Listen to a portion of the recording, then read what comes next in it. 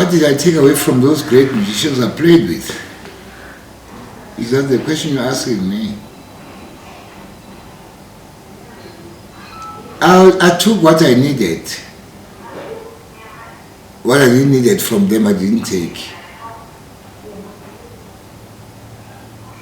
Knowing from there, I've been closer to them. To be in a band situation is like a spiritual, because before you play, you're together with these guys for rehearsal or one rehearsal or no rehearsal, but before the gig performance, you're together to play for the people.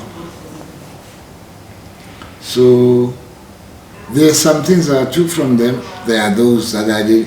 From a person like me, there are things that you must take out from me, because some other people, if you are watched by your children or something like that, or wife or something, or girlfriend, there are people, there are men that they can be, it's their choice. Everybody's got a way of saying the things. The Creator has given us many ways of how to deal with ourselves in terms of talking about ourselves. How the stature must be if you want to, or there may be no reaction, there may be a reaction. You may be using your hands, as you could see on television, some other, we've all got all these different kind of mannerisms that are natural.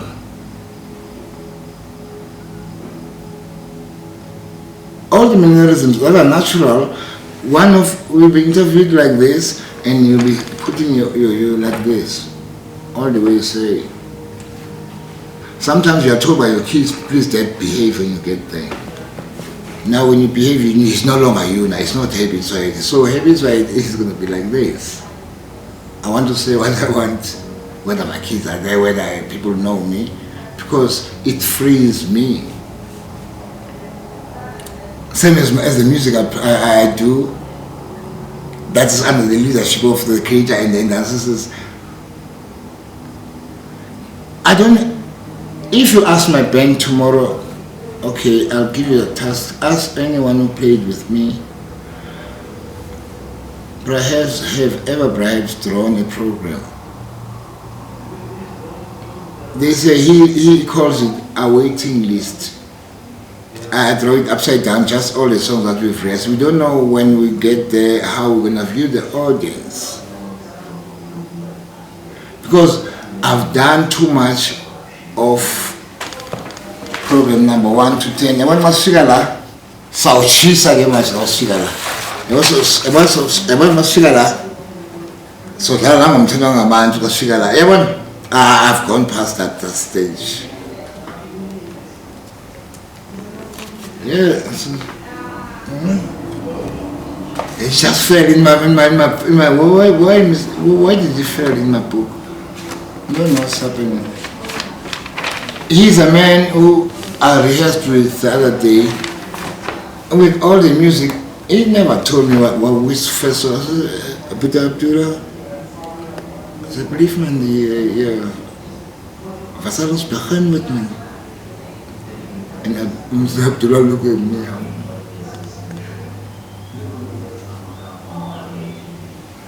He went on stage in Bloemfontein, played a song of Duke Ellington that I didn't know. He rehearsed with me a verse for a short while. I thought he was like checking it for me and showed me the chords. I said, oh, I've got it. Okay, I remember the song, but I've never played it. It was like something, only to find that he was going to play it at the gig. And my professor, you know what I did on that gig? I said, I had to be honest with myself. This Duke Ellington song I know, but I've never played it. And he just taught me in 5 minutes and in 10 minutes somewhere that I just say, hey, you know this music? Yeah, I knew the history. We have played Duke, Duke Ellington. I said, no, Brabi, I've learned it, but I've never played. So he taught me that day. And then on the same day we driven to Makufe, me and Marabo, only. Getting to the gates of Makufe, guys are confused. Why is this guy driving the big Kombi? But there are two of them. You know what I mean? He is waiting, he's ahead of us with a black Mercedes Benz or something. Only to find out Abdullah will play this tune. He didn't even say that we were gonna play it, you know. I just wrote my little charts quickly. You know, Mr. Evan Mugan had a short writing in writing a score, and he'll play it immediately. He had this way of writing a score, concise it into small, you know, and the whole song into small. Ezra Mugan. So I had my own way of writing the Abdullah song. The Abdullah, I could see this Thomas changes, man, but I don't think he's going to check it for me. He called it in front of the public. I'm like, wow.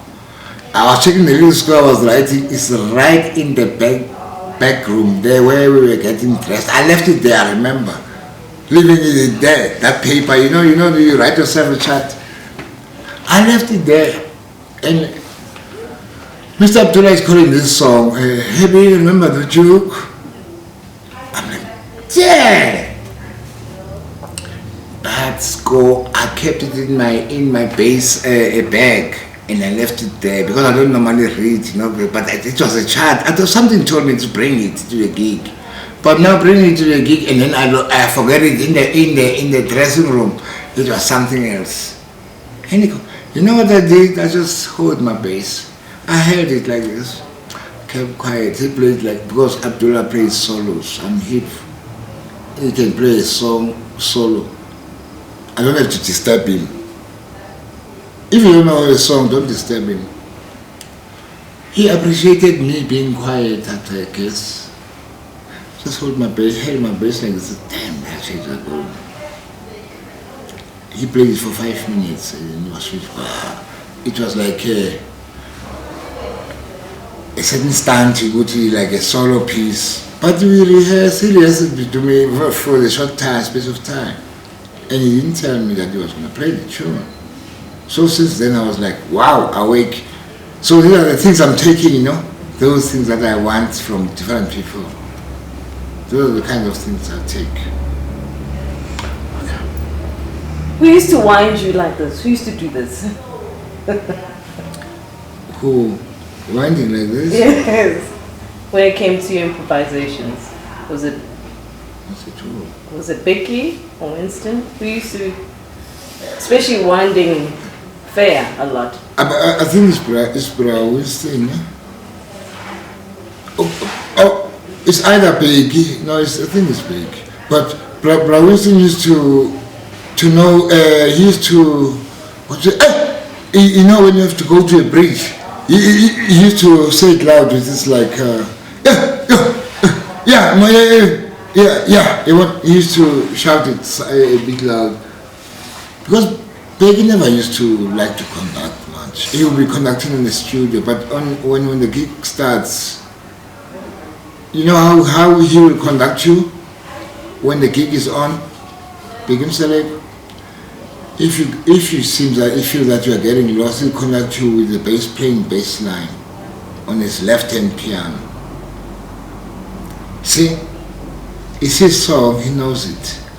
So if you feel like, wow, if he sees that you are lost, he will conduct you because he plays bass as well.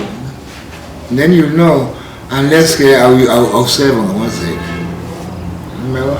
He'll conduct you to get into the song, back to the song. He'll pull you back. He'll hold you, brother, come. We're here. Those are the things I'm taking from these individuals.